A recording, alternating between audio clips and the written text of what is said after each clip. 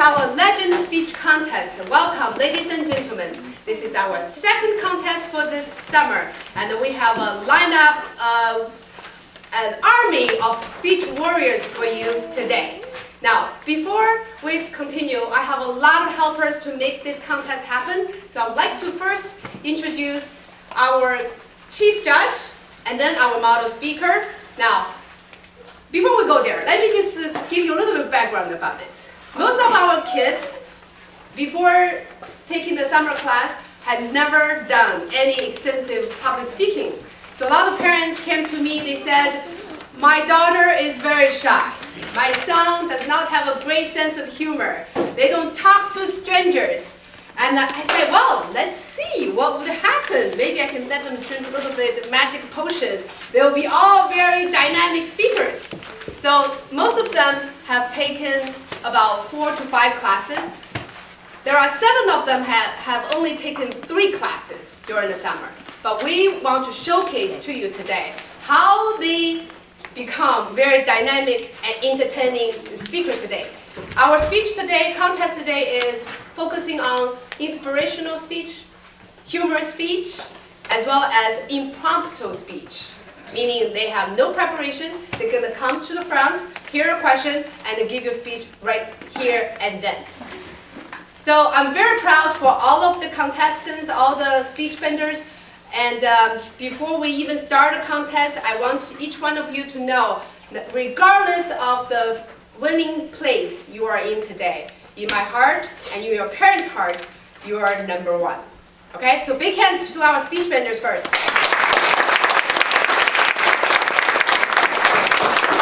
To make the contest happen, we have 10 judges with a diverse background experiences in speaking. And we have Chief Judge. I would like to introduce our Chief Judge, Advanced Toastmaster Gold, Coach Mike. Big hand for Coach Mike.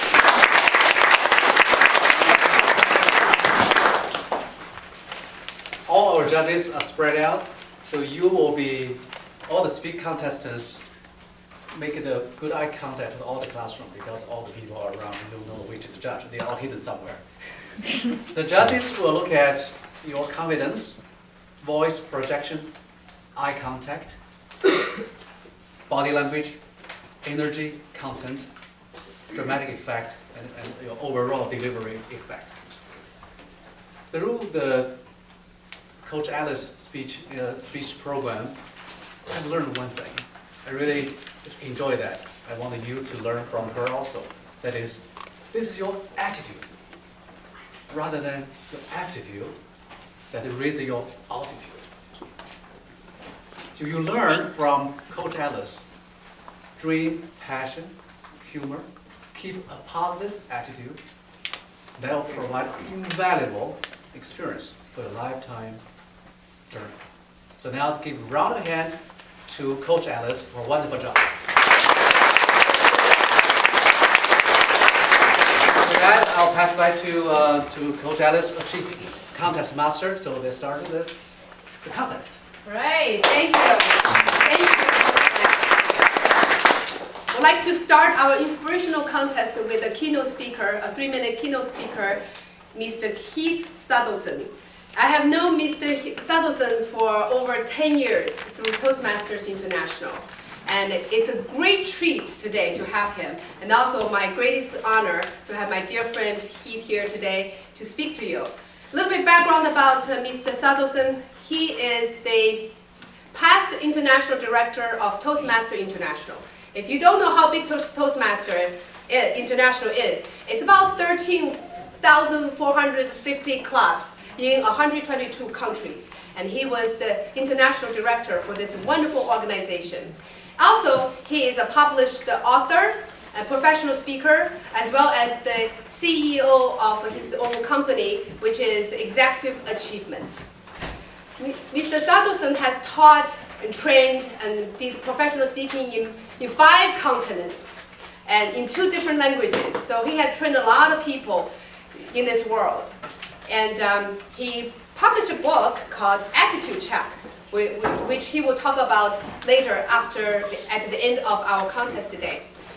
One thing about Mr. Suddleson, he does not really speak Chinese, but I figure we have enough Chinese here who can teach him some Chinese. So put a big hand together for Mr. Suddleson.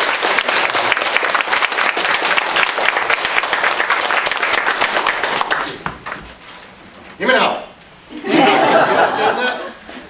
Yeah. Did you really understand that, or should I slow it down and say 你们好?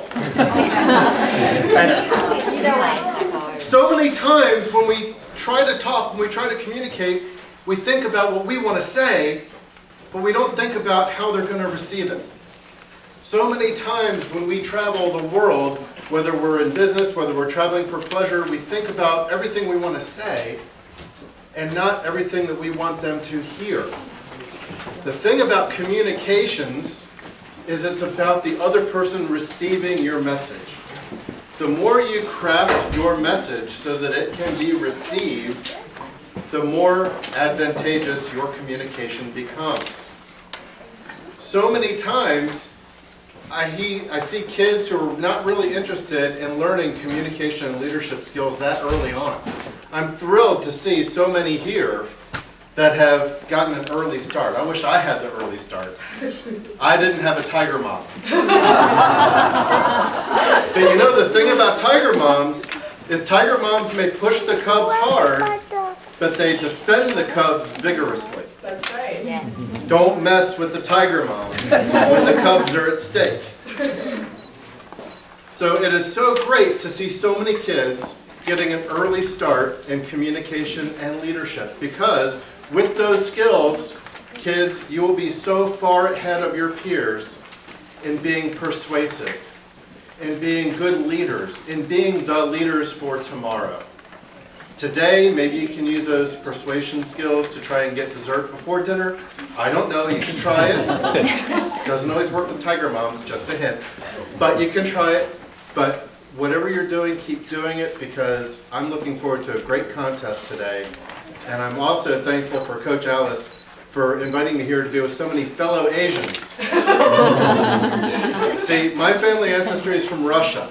And if you look at a map of Asia, the whole top of Asia is Russia. Sure. So I get to tell people I'm Asian, they go, huh? But it works for me. So I'll turn it back to Coach Alice.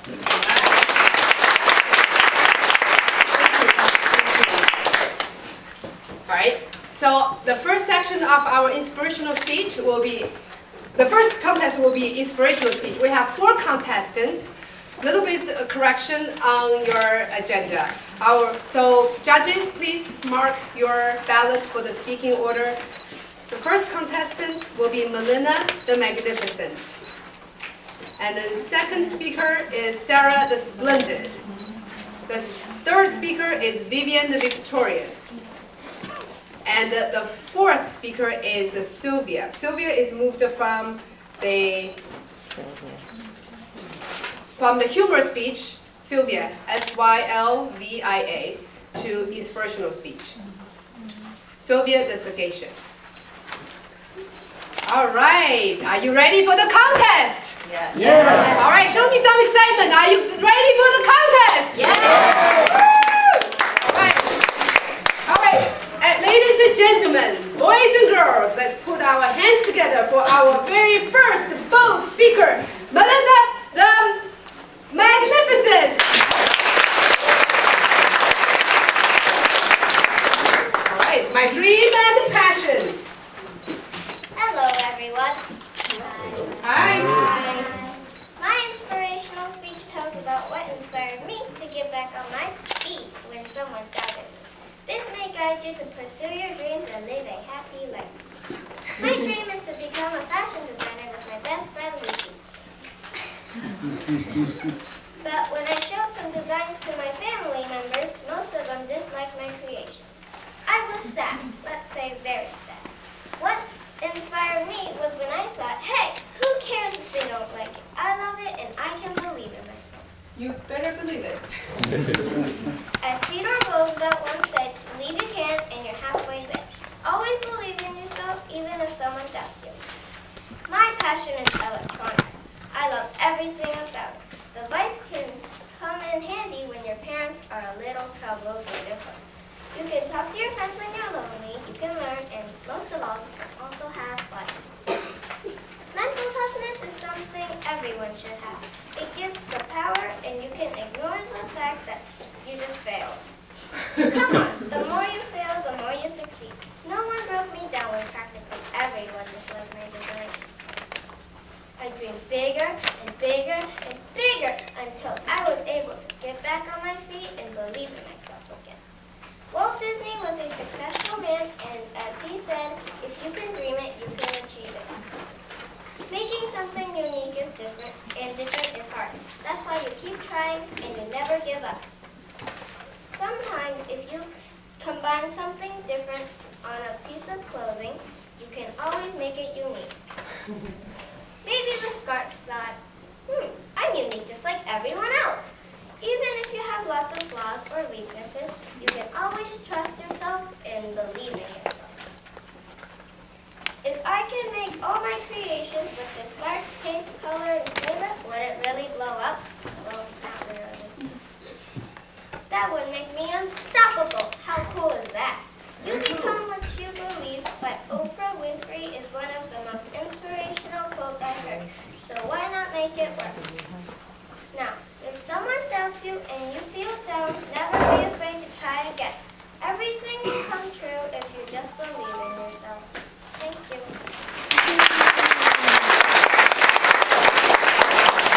Thank you, Melina the Magnificent. Our next speaker, because of time constraint, the judges need to move on very fast. Usually we pause 30 seconds or a minute. We're going to just fly by. Right fast, judges.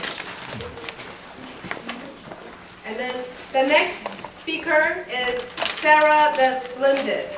Mental toughness and the perseverance. Big hand for Sarah the Splendid. Mental toughness and perseverance. Hello everyone. Today I will tell you about one of my biggest dreams that I can accomplish only if I have mental toughness and perseverance. That dream is to become either an internationally known author or a famous inventor. And if you are wondering, I am not someone who sits around and waits for love to fly by. I am not someone who takes advantage of others. But I am someone who will take action. If I am to acquire the necessary amount of mental toughness and perseverance, I will be able to solve problems that I may encounter throughout my life quickly and efficiently. This will allow me to stay optimistic along my path to success. If someone criticizes my invention, I will do my best to improve it. Some people may just break down and cry if they give up on their biggest dreams. But will I do that? No. I will not let one person take me down. I remember when I was little, I wanted to be like everyone else. I wanted to be the perfect little girl that everyone liked. If people didn't like me, I would try my best to be nice to them, even if they reminded me of hairy things. Almost every girl in the class wanted to be a vet when they grew up. And personally, I wanted to make and sell little trinkets. But since I wanted to be normal, I told everyone I wanted to be a vet. Sure, I love pets, but I did not want to work with siblings. When I turned 5, I realized that I didn't have to be like everyone else. And I realized that if I studied harder, I would be smarter. People would like me for that. After that, my biggest problem was not to get people to like me. If someone said something mean about me, I would try my best to prove them wrong. Everyone thought about the little things, but I was thinking big. Say that we travel way up into the future, that I am author. I have 2 choices after being criticized by a world-known book critic. 1, end my prospering career, or 2, using perseverance and mental toughness to write fantastic novel. One which will make said critic at loss for words. Well, which one would you think? I, for one, would write a novel. And I understand that nobody is perfect and that everybody makes mistakes. A quote by Dana Owens, otherwise known as Queen Latifah, promptly states, I made decisions that I regret, and I took them as learning experiences. I'm human like anybody else. I make a mistake, I try my best not to make it again. I may seem like an ordinary person, but inside my mind is churning, thinking of the future. People may judge me, but you don't have to believe them. Besides, Stephen Covey once said, I am not a product of my circumstances. I am a product of my decisions. Thank you.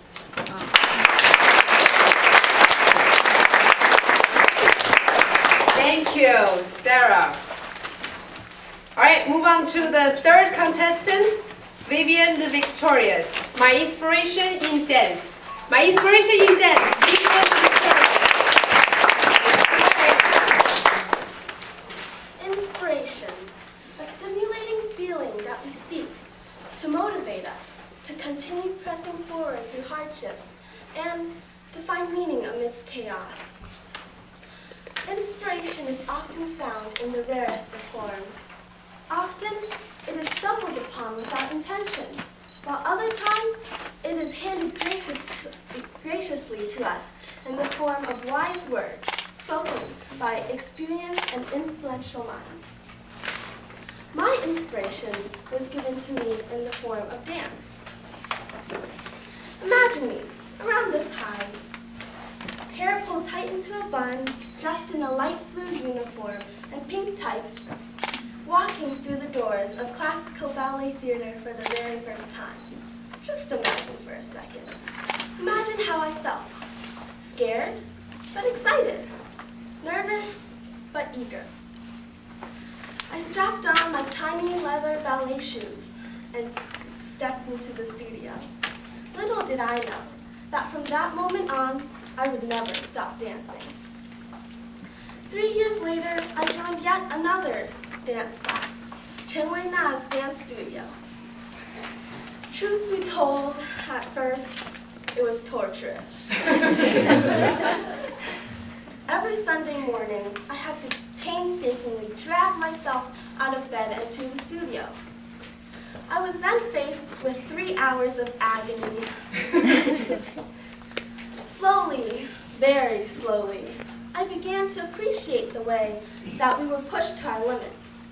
Painful split work and back bends, repeating dances over and over, tirelessly trying to perfect the moves. To be honest, over the course of these years, I have wanted to quit multiple times. These times, I would be lying in bed, unable to sleep, thinking the problem over, when I remember the feeling that I get, the rush of adrenaline when I'm on stage, how I can express myself through my body. Nothing else matters in the world when I'm on stage. I have seen many dancers' dreams been broken and shattered by obstacles they faced in their career. Yet, there are those who give it their all. Those who not only give it 100%, but 110. Those who push themselves so hard that they can barely tell from right to left. Whether it's segregation, disabilities, poverty, prejudice, age, or even injuries, they push through falling tears, beads of sweat, and drops of blood, and years of toil until they reach their dreams. These people are my inspiration. No matter what your dream is, no matter how impossible it may seem, no matter what your circumstances are, you can always reach your goal. As Les Brown once said, shoot for the moon. Even if you miss, you'll land among the stars. After all, what's a life worth living if it's not following your dreams? Thank you.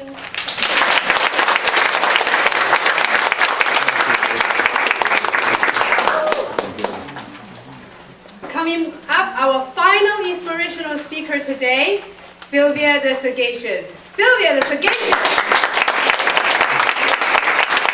Action and my dream. Nothing is impossible. The word itself says, I am possible, by Audrey Hepburn. Did you ever think one of your dreams were impossible? Well, let me tell you this. Very little is impossible. I'd like to tell you that nothing's impossible, but that's not true. Is it possible that I'll turn into a dinosaur the next moment? No, not very possible, is it? So, a passion is a devotion to something. Your passion should be connected to your dreams. My passion is swimming. As Henry David Thoreau said, go confidently in the direction of your dreams and live the life you have imagined. Now I will tell you about my dreams and passions. My dream is to one day go to the Olympics and get a gold medal for any event in swimming. Although I'm not very close to this goal, I will try my best, and I look forward to training harder and never quitting. I started swimming when I was 4. Although you may think I've had a head start by starting at such a young age, I have not trained very hard at all. But I need to train much harder. Whenever I am too tired to swim, I should think of the Olympics and hopefully what will one day be my gold medal and start swimming a few more laps. And I know this will help me improve. My coach helped me too. One time, I was at the swimming pool, but I refused to get in by installing my goggles, by rubbing my goggles, so I could stall and not get into the pool and do the entire warm-up. So then my coach came up to me and he asked, hurry up and get into the pool. Why don't you get in already? I said, hold on, I'm fixing my goggles. The next moment, I was in the water, a big splash, and I was wet. He had kicked me into the pool. Although this was very, very disgraceful, but I knew it was all for my own good, and that he did it for me.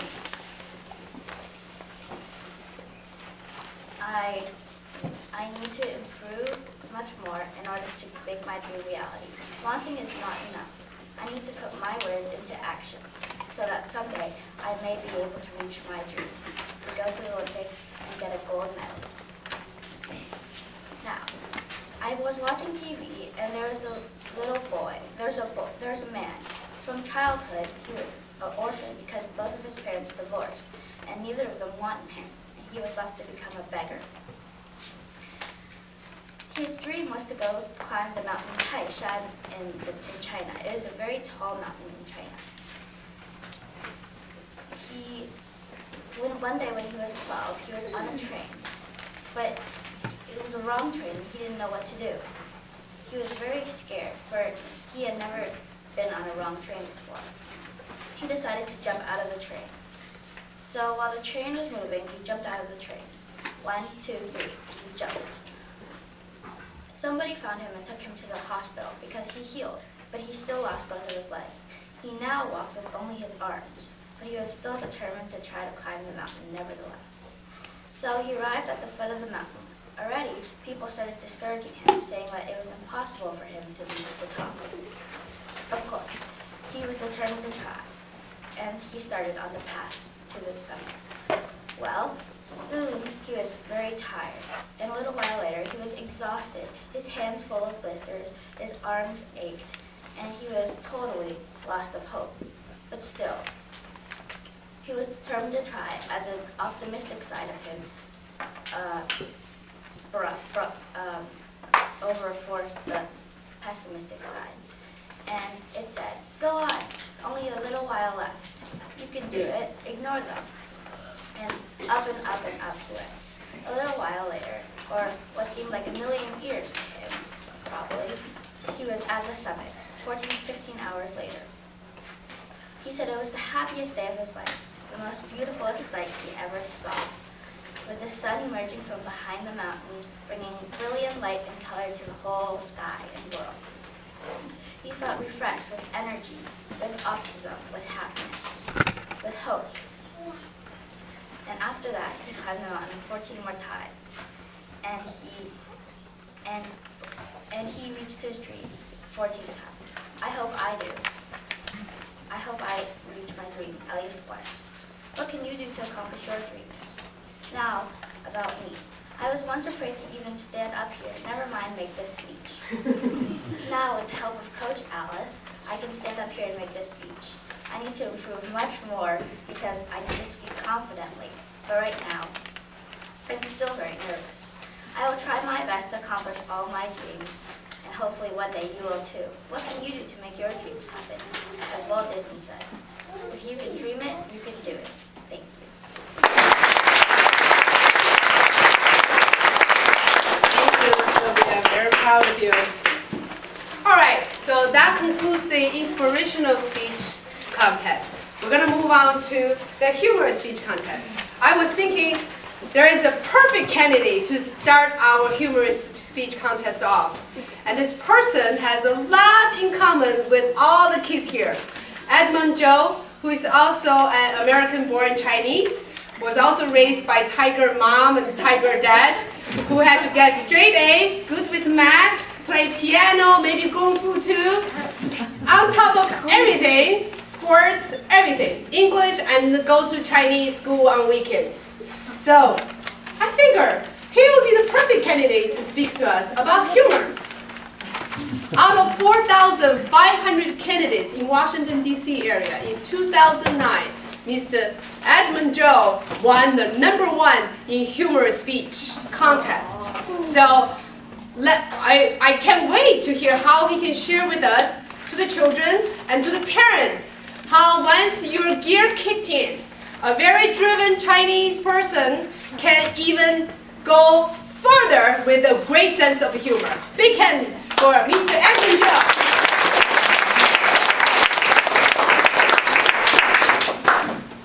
As Alice said, I do have a lot of things in common with the children.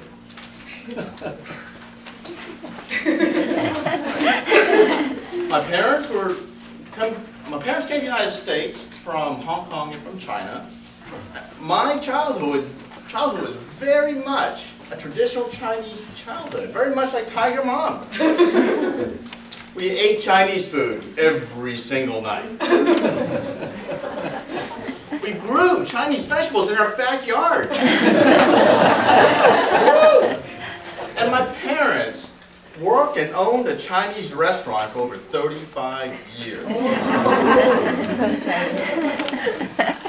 Now, when I was going through school, I had no idea that my life was a typical Chinese student. I made straight A's. I was good in math. And I played violin. And I was very, very poor in sports.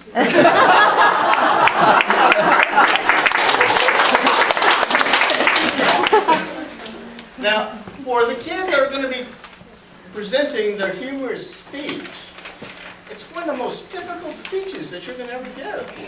Right? You have to stand up here and you see, 100 different people with their eyes staring right at you. And you have to make them laugh. How difficult is that? But as Heath and Alice said, one of the things that really is a great experience is actually coming up here and doing it. Because when you ask many Toastmasters now, when would they like to have joined Toastmasters? As Heath has said, boy, I wish that I would have started earlier. And for the kids, this is the perfect time. And for someone like Coach Alice and Coach Mike to offer something like this, I just wanted to say for your parents, to your parents, that this is a gift to all the kids. And for the kids when they're coming up here and give their speeches, relax, have fun, and tell your story. And for that, I'll give it back to Coach Alice.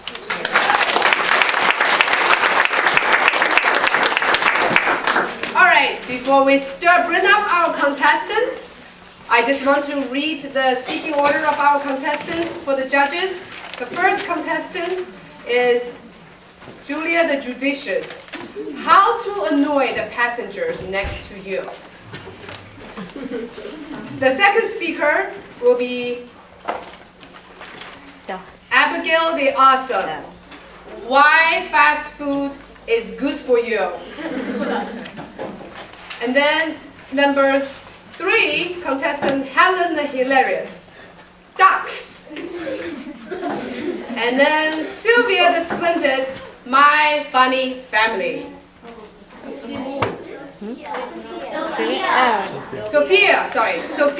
Sophia the Splendid.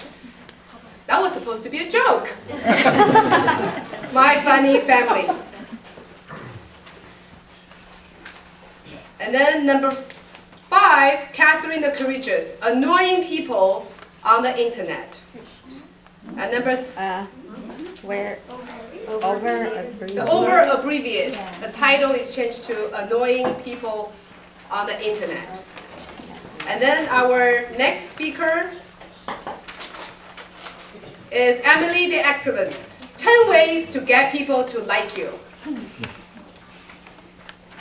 And next contestant, Morgan the Marvelous. The Adventure of Grandma Morgan. She's only 8. All right. The next speaker, Iris the Inspiring, all about PC. Okay, so the first speaker, if you remember, Julia the Judicious. Now, before I bring her up, I want to count, on my count, 1, 2, 3. I want you to laugh. The loudest, the most hilarious, the most incontrollable laugh you can give to me, okay? 1, 2, 3.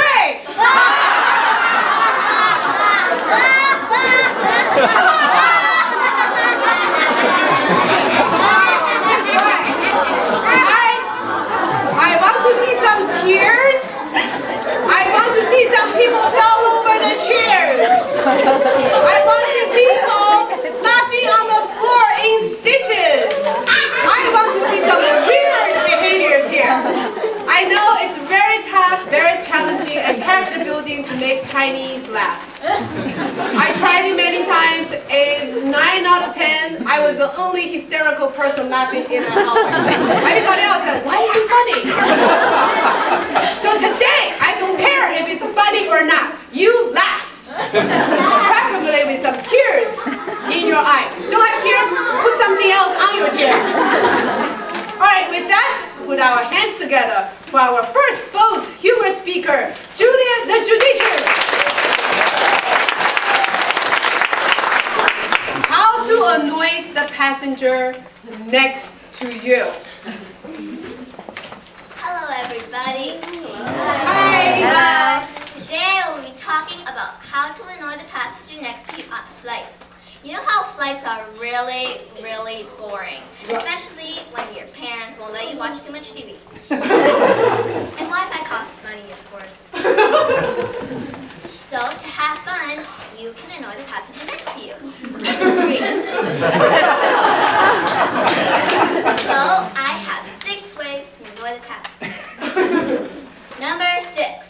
Talk to the passenger continuously. This works best if the passenger is engaged in something.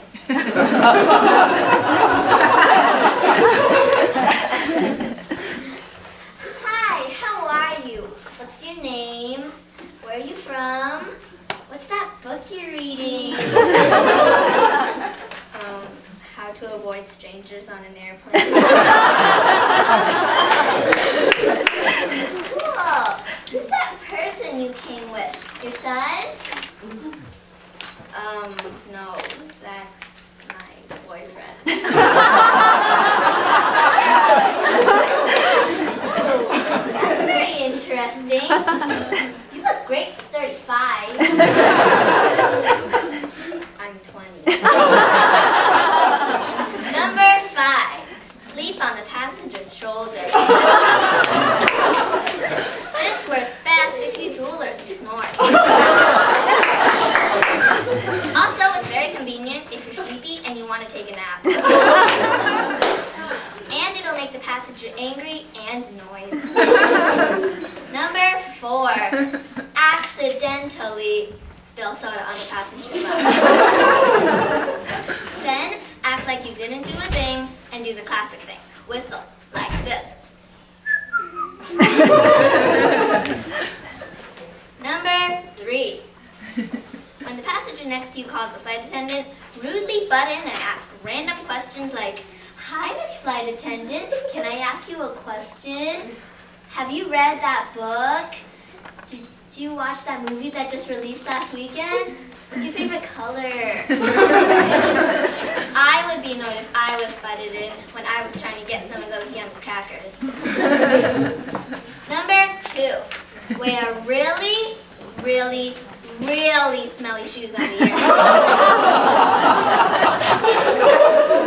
And then take them off as you take flight. Then prop your feet up on the chair in front of you. This will attract attention from all around you instead of just the person next to you. It's a big, fat bonus. Number 1, triple tongue on the airplane. Triple tonguing is a technique that my flute teacher taught me. It sounds like this. A friend of mine was on an international flight to China. A few hours after the plane took off, everyone was really tired. My friend started to triple tongue. 1 minute passed. 5 minutes passed. 15 minutes passed. Finally, the lady next to her who was trying to sleep stood up and yelled, "Shut up!" So, these are my 6 ways to annoy the passenger next to you. Talk continuously, sleep on the passenger's shoulder, spill soda on the passenger's lap, chat with the flight attendant when he or she is needed elsewhere, wear really smelly shoes, and triple tongue. If you have any questions, you can reach me at 1-800-ANNOY-YOU.